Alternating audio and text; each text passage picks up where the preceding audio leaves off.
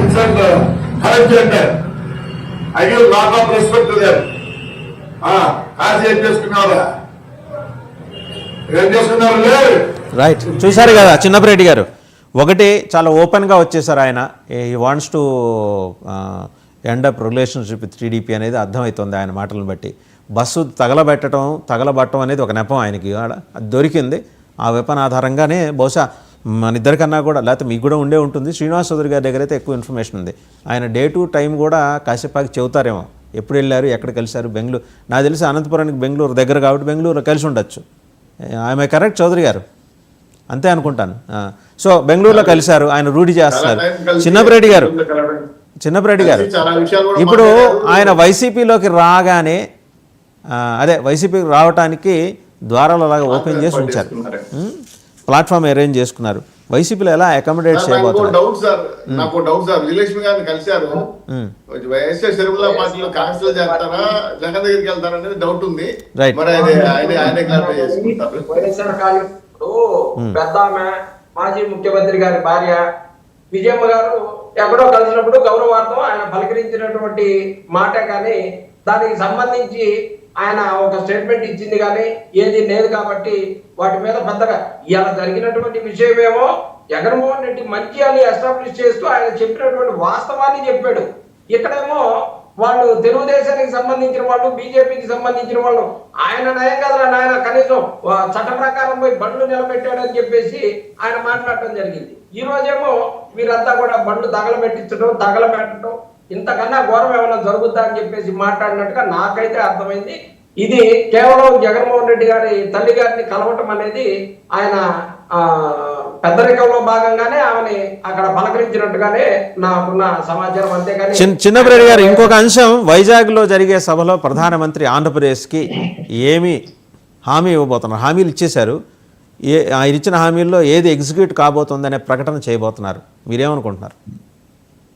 Sir, ఈ రాష్ట్రానికి కూటమి ప్రభుత్వం ఇచ్చినటువంటి ప్రత్యేక హోదా హామీ 2014లో ఇచ్చినటువంటి రాష్ట్ర విభజనలో ఇచ్చినటువంటి ప్రత్యేక హోదా హామీ ఇచ్చి నెరవేరిస్తే తప్పితే అది ఈ రాష్ట్రానికి ఏ రకంగా కూడా న్యాయం జరిగినట్టు కాదు.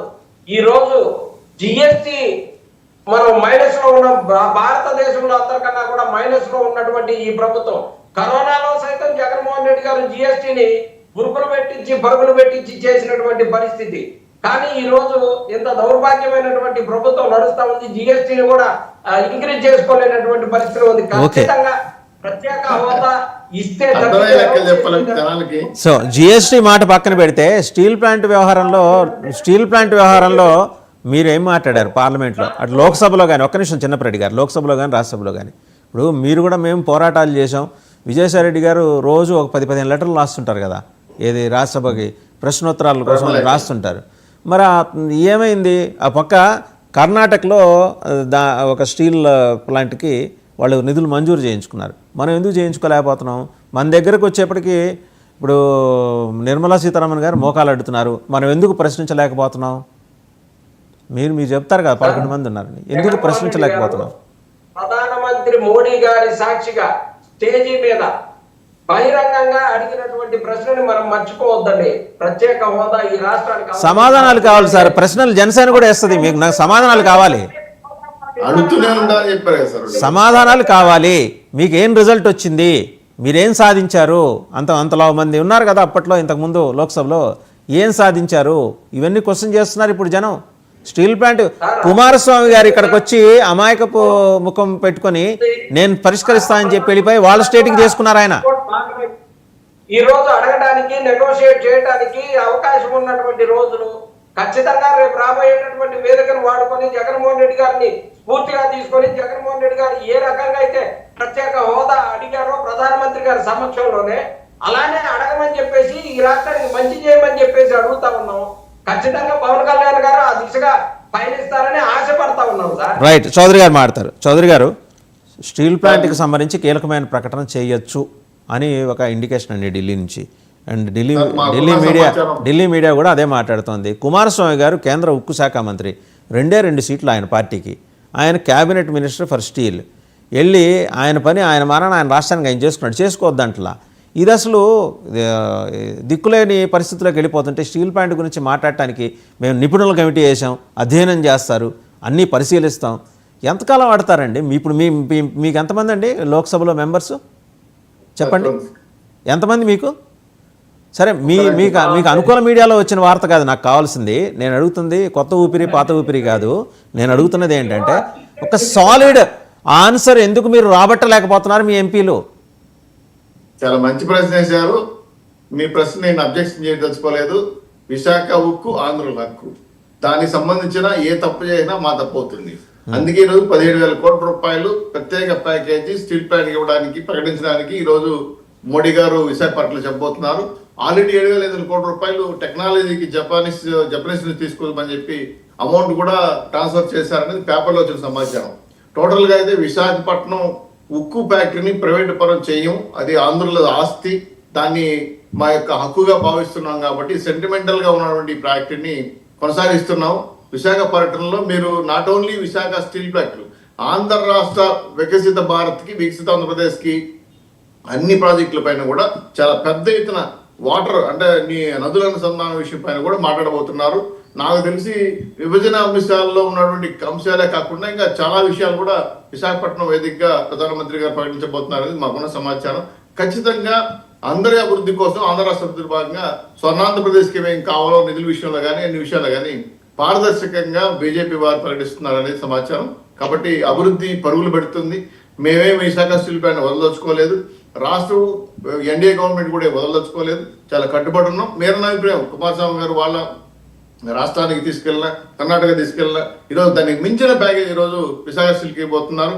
గతంలో 25 మంది ఎంపీలు వేయండి ప్రత్యేక హోదా తెస్తాము అని అడిగి తీసుకున్న వైఎస్ఆర్సీపీ వాళ్ళు ఎలా బెగ్గింగ్ చేశారో మనం చూసాం. మేము అడగట్లా, ఆచరణలో చూపిస్తున్నాం. మీరు ఇంకా ఎక్కువ రోజులు కూడా లేదు, తొందరలోనే ప్రధానమంత్రి దగ్గర రాబోతున్నారు. చూడండి, నాట్ ఓన్లీ స్టీల్ ప్లాంట్, చాలా విషయాలపైన ఆంధ్ర రాష్ట్ర అభివృద్ధికి అనేక ప్యాకేజీలు ప్రకటించే రోజుకి వస్తా ఉంది.